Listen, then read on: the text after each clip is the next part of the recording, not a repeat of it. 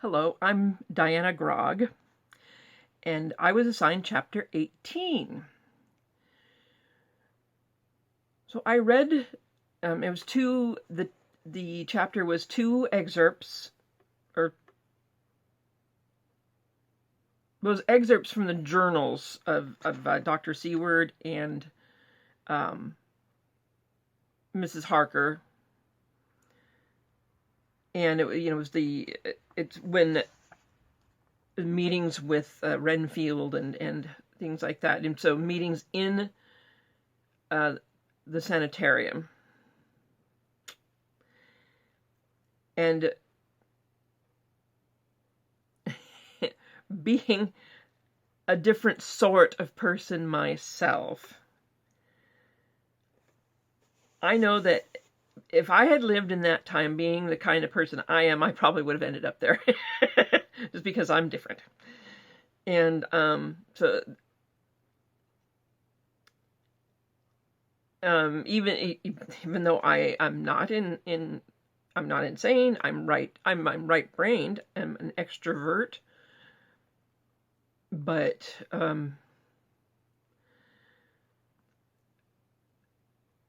that's the part, looking at Renfield and then looking at how and yes, poor Renfield, he was a very intelligent man, but he wasn't he wasn't in his right mind.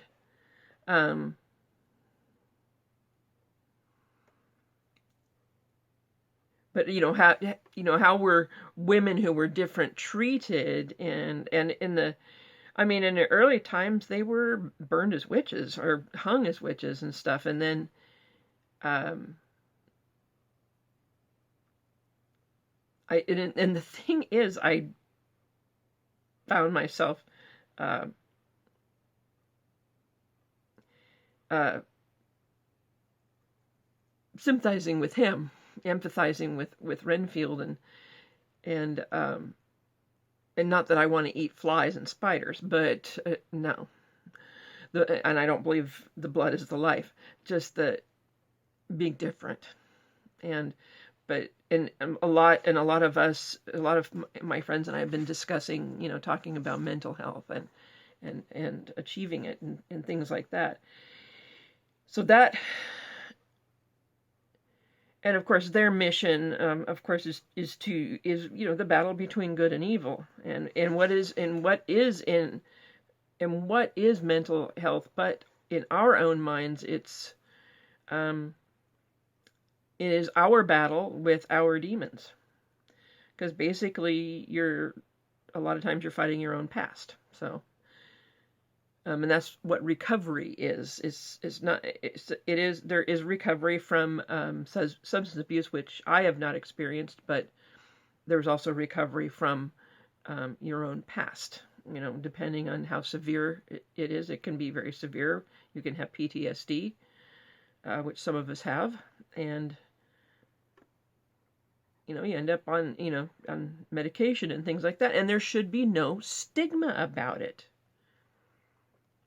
So those are things that came to mind, and whatever reason, the visits to Renfield inspired that for me. So what I have here is a woman named Fanny, or Funincula was the name that the name Fanny came from, who has ended up here because she's different. She's not, she's a woman with her own mind, an artist. Perhaps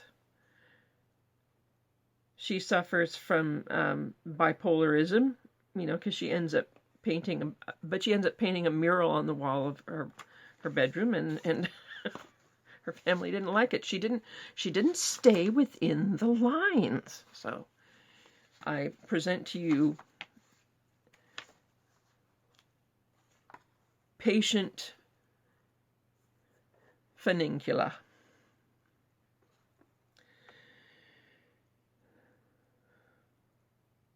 Though it's so nice to have a visitor. So Are you one of the one of the doctors or new doctor? Oh, well, never mind. It would be our secret if you're not. you you seem much more relaxing than being around Dr. Seward and all that. And what am I? Oh, this is my journal. They've asked us to write in journals, all of us, and oh, you'd like to hear an excerpt from it? Well, all right then. My name is. Oh, by the way, my name is Funicular, but you may call me Fanny. And your name is Dr. Vlad. Oh, all right. All right. So I will read this to you. September 30. They're asking us all to write in journals, even us, the inmates. I know Dr. Seward doesn't like us to refer to ourselves as inmates. But, well, what else am I to think? My family leaves me here in this place simply because I don't follow their rules. Or the rest of society's, for that matter.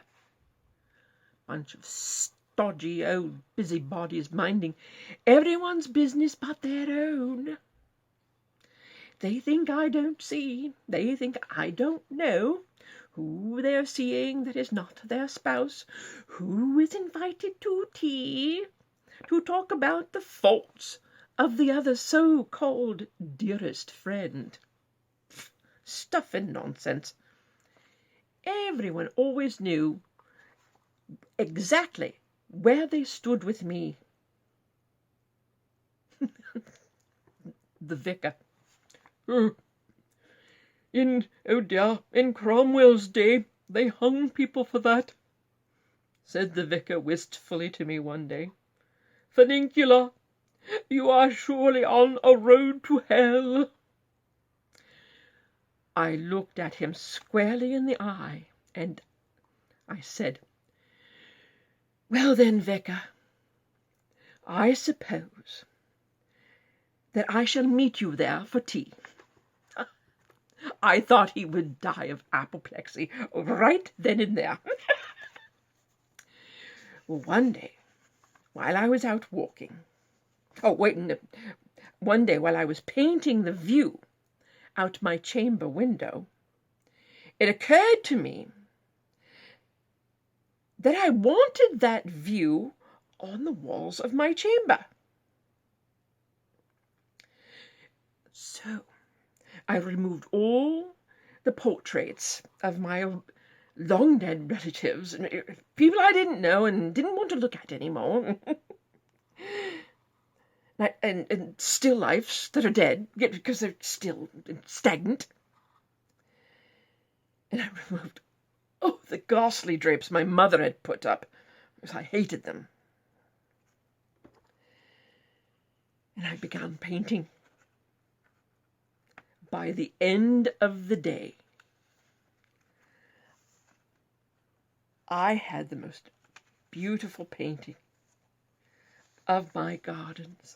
Oh, my flowers. The flowers I like to tend to myself, especially my roses. Oh, my roses so fragrant. Oh, I miss them. And of the beautiful forest beyond. Oh, it was so lovely. I'd never done anything so large before. I felt like Michelangelo or Leonardo da Vinci. I thought maybe I have started a new trend. It was my house. I felt I could do what I wanted with it. Well, the maid came in with my tea, and I asked her what she thought.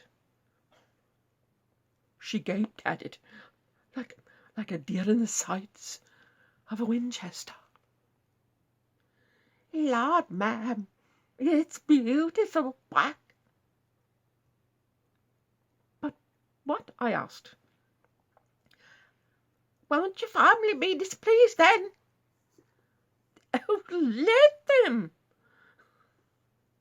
I told her, it's my house. Yes, ma'am, she said, and she left. Well, I don't know what she told them, but they came and looked while I was out walking one day. I returned, and they were all seated in silence in the parlour. I wanted nothing to do with their dreary presence, and started up the stairs. They called me in. It was an intervention for my sake, they said. For my health, they said. For my mental health, they said. Well, I told them, I am perfectly fine. It was this Cromwell-type inquiry that was not. What was wrong with painting my chamber to my liking? Oh my, it just isn't done. I replied that perhaps it should be. It certainly is much more cheery, don't you think? They didn't. While they couldn't fault the beauty, it needed to be confined to a canvas. I disagreed and left the room. The next thing I knew, I was in the vice-like grip of two very large men and unceremoniously hauled back to the parlour and made to face a man which I now know as Dr. Seward. And he injected me with something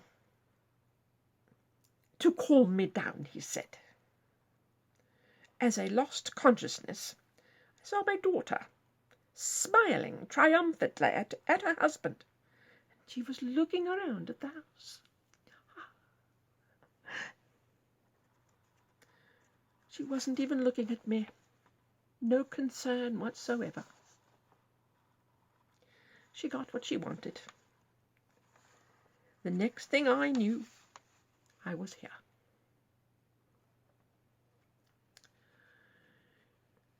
There are strange things happening here. I find myself painting dark figures. I get the feeling I am being watched by more than just the nurses and the orderlies, the regular. All of the inmates are restless. I hear that creature, Renfield is his name, I believe, crying out, "The blood is the life. Master, I hear you." Whom he hears, I do not know. But the figure I painted today was a man in black, standing on a cliff, overlooking the sea. His cloak stirring in the wind. I can almost feel him, feel his presence.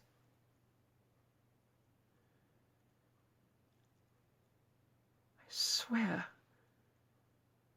I heard my name called in my dreams.